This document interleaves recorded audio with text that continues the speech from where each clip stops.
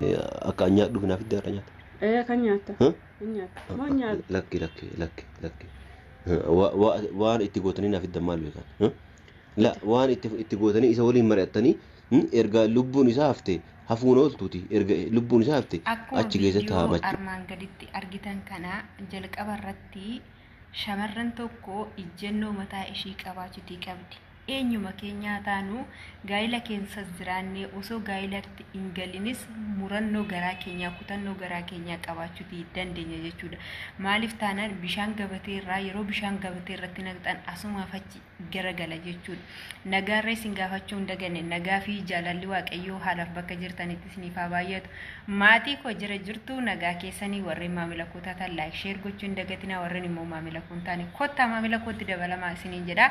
Akkuma gaa viidiyoo jalqaba argitanitti caaltuu fi aajjiidha. Yeroo baay'ee piraankii diraamatuma hojjetu hin jedha. Keessattuyyuu lamaan isaaniitu jaanjoo raatudha jechuudha. Maaliif taanaan yeroo hammaa kana hafuurri hamaan baay'ateetii jira biyya keenya keessatti jechuudha. Biyya kam keessattuu namoonni kamiyyuu gaarii waliif hin yaadanii gaarii waliif hin dhaawwan jechuudha. Keessattuu immoo ati karaa waaqayyootiin jabaattee kadhannaa kee amantaa kam keessattuu taate kadhannaa keetiin jabaattee taanaan seexanni humna hin qabdu jechuudha. Kanaafuu argitaniirtu ka waggaa guutuudhaaf caaltuun edda mucaan ishee ishirraa fuudhamte. Ani mucaan koo waggaa guutuu osoo hin taane guyyaa lama keessatti ilmoo koo kennee jiraachuu hin danda'u. Maaliif taanaan akkaataa ishiin itti cannaqamtee ilmoo ishii sana deessinee argiti waan ta'eef isa immoo kan godhuuti qabu isheedha kan ofirratti albaasisaatii jiru jechuudha. Ganaan namticha qotee ishee awwaale namicha jiraatti qotee ishee awwaaleef nyaata hojjetteetii geessiti. Argitan Saayidoo baay'ee nama gaarii fi obboleessa gaarii nama cimaa argitaniiti jirtu gatii inni isheedhaaf kaffale jechuudha. Kanaaf immoo gatii yeroo namni akkatti aayizoo isiniin jedhee isin cinaa dhaabbatee isin jajjabeessu kun tokko isiniif hin bari'u shamarran keenya jechuudha. Doofummaa jechuudha. Beektanii yoo dhiirri jiraate yoo inni si bulfachuu wallaale jireenya mataa keetii dhaabbattee daa'ima kee qabattee karaa biyya keetti galtee daa'ima kee sanarree maatii keetti kennite karaa biyya biraa deemtee dalagachuutii ni dandeessa jechuudha. Yeroo baay'ee argitaniiti dhiirri tokko garaa isin argate taanaan yeroo hundumaa caammadhaa gaditti miila isaatii gaditti isin bulchuutii barbaada. Tokko garaa isin argate taanaan maaliif qorraaxii hin taane ijoolleen keenya shamarranii jechuudha.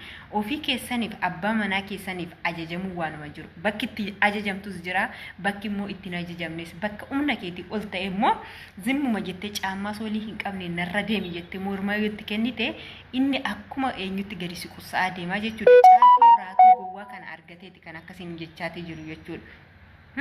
Akkamitti na dhiisistaa akkamitti na waraansistaa yeroo darbe viidiyoo isaanii hubadheetan ture.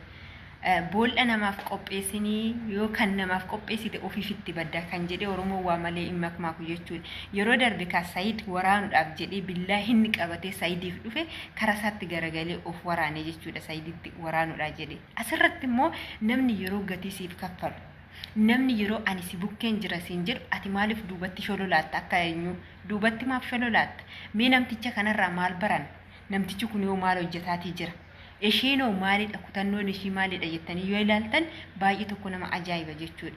Maaliif shamarri yoo kutannoo qabaatte yoo shamarran kamiyyuu kutannoo qabaatte taanaan bakka barbaadde geessuu ni dandeessi. Dhiira malees jiraachuu ni dandeessa. Ati haadha ilmooti jechuudha. Ilmoo kee akka barbaaddetti guddifachuutii ni dandeessa. Erga qaama fayyaa waaqayyoo fayyaa guutuu siif kennee kasi sodaachisee namticha sammuu hin qabne faana siin akkasi gochisiisu maalidha. Kanaaf baay'ee tokko hanga dhumaatti viidiyoo sana kanan laale jechuudha. Yeroo inni waan harga dubbatu unkaam deemee laaluu dhiheetti silkii isaatu hin bilbiluuf amma gaafa daa'ima koo fidee natti kennuutiif jechuudha. Yeroo baay'ee gaa'ila keessatti galuudhaan dura eenyu namni kun nama gaa'ilaaf naaf ta'u hanga dhumaatti immoo maatii horadhee maatii koo naaf guddisuu danda'a.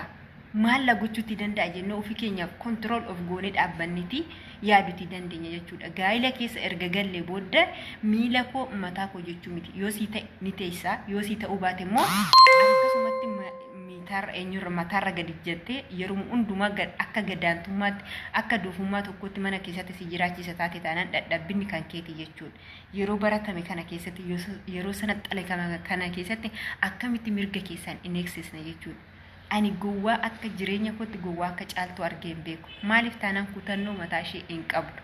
Ammumallee osoo daa'ima fuudhanii kennanii fi ishiin kara biyyaa waan galtu natti fakkaan isumarratti namtichi mooraa ta'a kanarratti hidhamteeti jirti waan ta'eef kutannoon nama barbaachisa beekta jireenya keessan keessatti kutannoo shamarran hin qabdu taanaan yeroo hundumaa akkuma gadi qossa'amtetti akkuma gadaantummaan itti dhagahametti jireenya ishii kana keessatti imimmaan buusaa bu'aa gadadamaa jiraatti waan ta'eef kanaaf viidiyoon koo har'aa yoo jaallattan laayik sheer gochuun dagatina arrabaan ala garuu mee yaada keessan barreessaa kamtu dhugaadha shamarran kamtu cimina ishiitiin ijoollee meeqayyuu horatte kan daa'imman ishii guddifachaati jirtu meeqatu jira ishiinoo maaltu akkasiin godha kan jedhan naa barreessaan isiniin jedha viidiyoon koo har'aa kanumatti xumurama yoo viidiyoo koo jaallattan laayik sheer gochuun dagatina yoo immoo hin jaallanne koomantiidhuma barreessaa na bira darbaanis